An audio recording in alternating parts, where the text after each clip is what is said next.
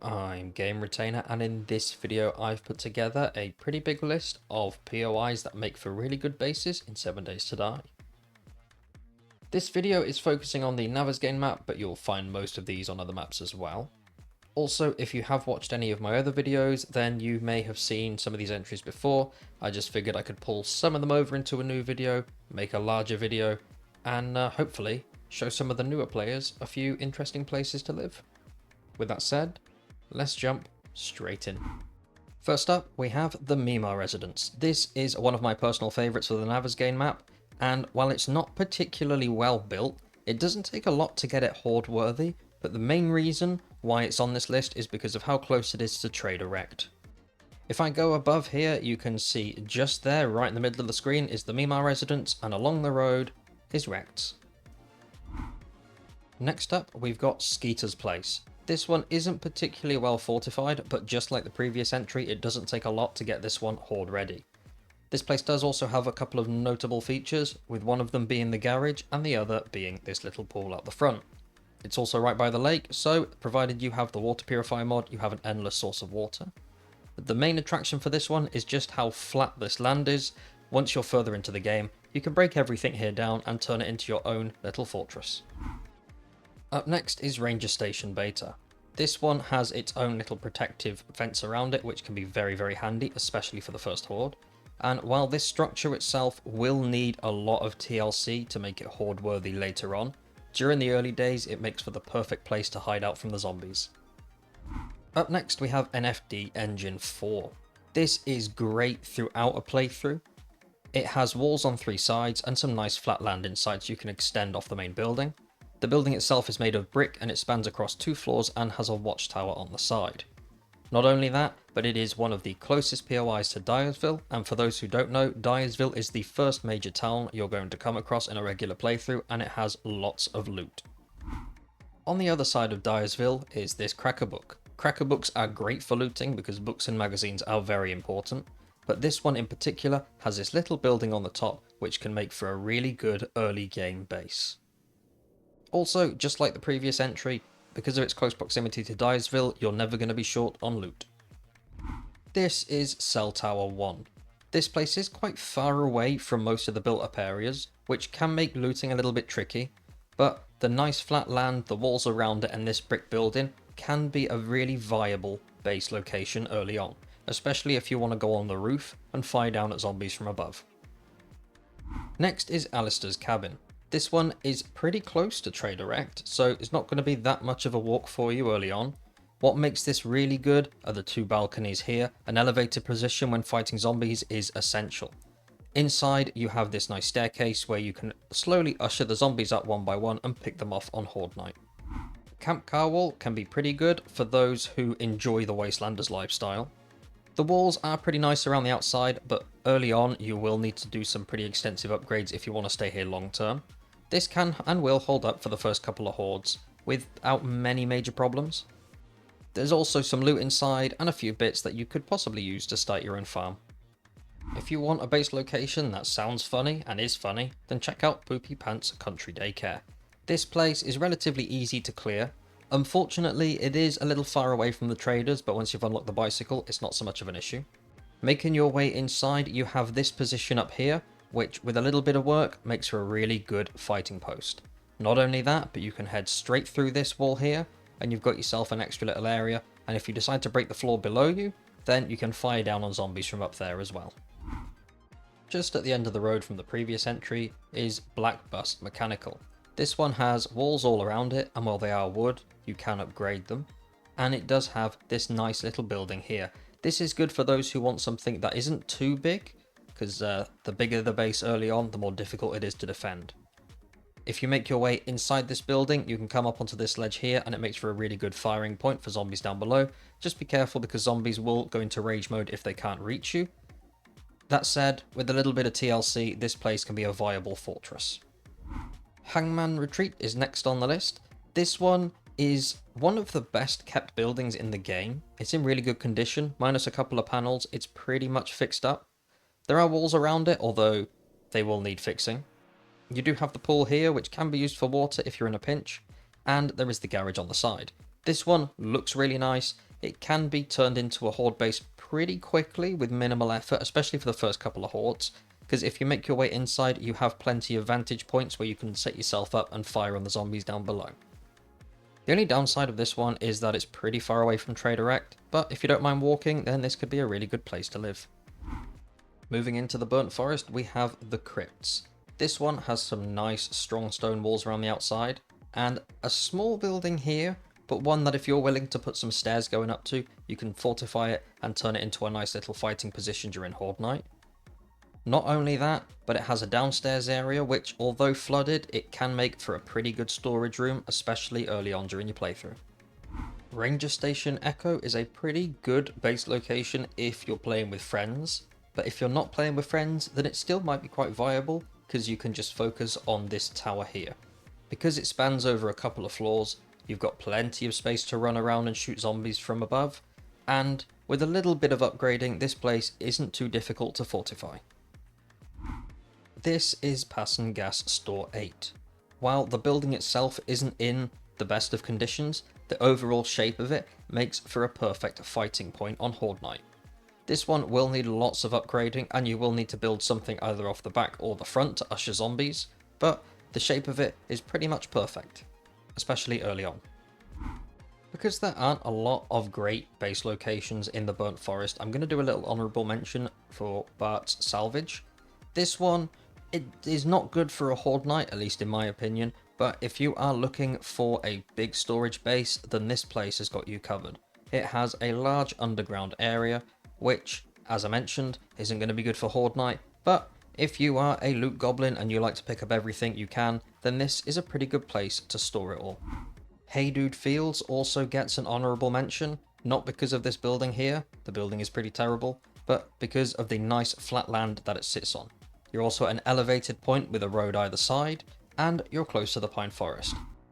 Moving into the desert biome, we have the Haug Residence, I believe it's pronounced, but I could be wrong. This one is very close to Trader Bob's. In fact, you can just see it in the distance, right behind that Shotgun Messiah place there. So it's in prime position for trading, and it sits on top of a hill, meaning that zombies will have to follow a path up to you. The building itself, not the worst, not the best.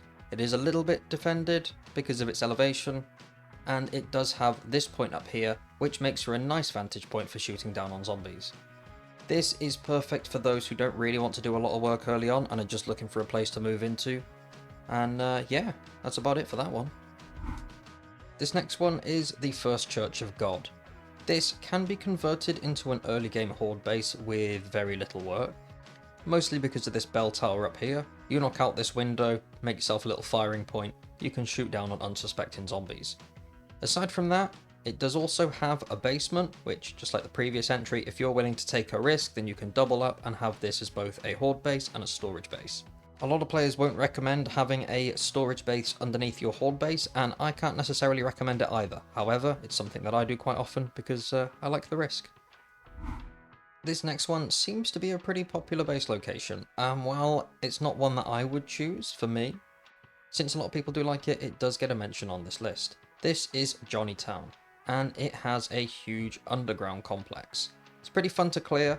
It's relatively difficult considering it is a tier 2 POI, but from what I've gathered, people like it because of the farm plot blocks that lie around and this garage here which can be easily fortified. It's also very good if you are playing with friends because there's ample space down below. The Bullis-Bates Estate is a pretty good one because of this tower here. If you're willing to take the roof off both the tower and the main building itself, then you can give yourself a really good vantage point during Horde Night and a nice little crafting area around the back.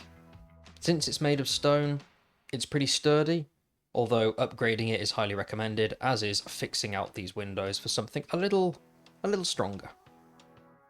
It does also have a garage, which is quite nice if you are a vehicle enthusiast. Literally next door to the previous entry, we have the LaGrega Residence. This one is pretty much ready to move in without much work needed. It has this nice balcony up here, which can be very useful on Horde Night, especially with a few well-placed blocks. The building itself isn't anything too special, but since it is in really good condition and it has the nice garage on the side, it is ideal for those who want to live a normal-ish lifestyle out in a zombie apocalypse. One thing to note with this one is if you head inside and head up to the attic area, there is some hidden loot, so make sure you grab that. For those who haven't figured it out, Hersh Farms is a reference to The Walking Dead, and it's pretty good if you're playing with a few friends, because it has this nice house here, a barn next to it, plenty of open area for farming, and the whole area is pretty flat, so there's plenty of room if you want to do some extra construction on site. The shape of Lathan's hardware is ideal for those who want a nice lazy horde base. Doesn't need a lot, a few blocks placed here and there, patching up the interior, and you're good to go.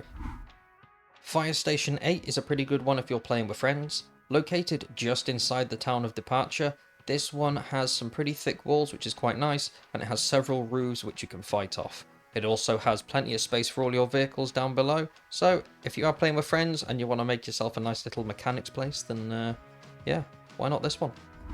Shade Tree Auto is perfect for those who want quite a simple base. It has a nice wall around it, it's big enough for one, maybe two players, and you can even use this little roof here and build from that. This shack on the side is nothing too special. If you want to build it up, then you can. Alternatively, just knock it down and make whatever you want, really. The land itself is nice and flat, and there are a couple of POIs nearby, so you will get some loot. That said, it is quite a distance from the nearest trader, so make sure you've got a vehicle first before moving into this one. This next one isn't so much a single POI as it is a series or option of POIs. This is perfect for those who play in large groups. It's pretty close to Trader Bob's, so you don't need to travel far. There are a couple of pools, so you've got emergency water in the desert, which can be nice. And these buildings, especially the Broken Dreams house here, make for pretty good horde bases, although you will have to put in a little bit of effort in order to get them ready for a fight. There are two mausoleum locations on Navezgane. This one is located in the desert, as you can see, and it has nice stone walls, making it pretty easy to defend, especially during the early horde nights. As for the main structure itself, it can be relatively decent, provided that you patch up these sides here, as you can see the wood and metal covering the windows. And then you go ahead and break down this panel here, and you've got yourself a pretty nice place for fighting. And it will hold up against early to mid-game hordes with relative ease. That said, during the later stages, you will want to adapt, expand, and make the base a whole lot stronger. Inside the town of departure, you'll find industrial trucking. This is a small and pretty powerful POI. You've got the nice stone walls and the brick building. I would advise taking the roof off if you want to turn this into a horde base. Because of the nice walls and the nice flat land within, if you want to break everything down in here, you can, and then you can build your own little tower or whatever the hell you like. But the walls really help to give you that extra layer of protection for this one. I'm going to give a quick honourable mention to this mobile field hospital. Not because of the buildings are made of cloth, do not use them on horde night, but because of the nice flat land, the fences around it, and the fact that it is just on the northern side of the town of departure, which is a town with some really difficult POIs that have lots of great loot inside. Moving on to the snow biome, this is the Philip Powers Residence. As you can see, the building sits on some nice flat land, so you've got plenty of build space around it. There is a nice tower here, which, although weak, once it's been patched up and upgraded, it makes for a really good fighting point. And a nice flat roof here that you can have as a crafting station, storage area, fighting area, you name it, choice is yours. This one is pretty good and it's very easy to take over. Not only that, but over here you can see this lumberyard which has plenty of stumps, so if you're short on honey, it's definitely worth crossing over the road and seeing if you can get some by breaking these down. Cabin Retreat is up next, and this, at least in my opinion, is one of the best early game horde base locations. You will have to be careful with this tower because the zombies do like to smack at the wooden things below, so maybe upgrade them and put some spikes around. As for the rest of the POI, it's relatively well fortified. You will need to patch up a few bits and do a little extension up here so you've got a nice fighting point. But this one holds off the first couple of hordes with relative ease. If you don't mind traveling a lot and you're pretty confident, then Ranger Station Foxtrot can be a viable horde base location, mostly thanks to these stairs. The zombies will have no choice but to run their way up these stairs here, and you can pick them off one by one. The only downside of this one is there isn't really much room for error. If things go wrong, you'll kind of have to run down this here, and as you can see from this unfortunate soul down the bottom, doesn't really pan out that well. But if you are feeling brave and you're looking for a challenge, this could be a pretty fun place to call home during Horde nights. Pass and Gas Store 4 is next on the list. While it doesn't look all that special, once you've taken the roof off of this one, you can turn this into a really nice Horde base. But the main thing about this is the underground area. It has a nice bunker, which is very well fortified and pretty damn safe. If you really want to take a risk, you can turn this into a Horde base down here, although I wouldn't necessarily recommend it because underground Horde bases are not so good in this game anymore. However, if you want to turn downstairs into a storage area, it should be pretty safe because while you're up here, zombies aren't going to venture down there. I mentioned earlier that there are 2 Mausoleum locations on Navezgane. This is the second one. It is exactly the same as the desert one, only in the snow biome. It's located just inside the town of Perishton, which has quite a few good POIs, and Trader Hugh is just over behind that cathedral, so you're not too far away from him either. Located in Gravestown, you'll find Krispy Kitchen, and while it doesn't look like much from above, it has a pretty nice underground region to it. Unfortunately, because of the way the game works, underground Horde bases are not great, but if you want a nice mini base in the wasteland where you can hunker down during risky nights or use it as a makeshift storage area, then it's a pretty good place. The last one I've got for this video is the Condemned Property. This is a very challenging POI because while the exterior looks really nice, and it is brick so it's relatively strong, although it's wasteland so you will need to upgrade it early, the interior is pretty barren. This can be good, can be bad, depends on what you like. If you are a keen builder looking for a challenge, then this is kind of a dream place because the skeleton is there, you just need to fill the rest of it. So I hope you found this video interesting. As I said at the start, there are loads more great POIs. This is not a definitive list. If you would like to see a part 2, then let me know down below. I also have other videos of a similar nature that you might want to check out. As I said again at the start, this is just a huge one, so they're all in one place, making it a little easier for newer players. As always, thank you very much for watching, and hopefully I'll catch you in the next video.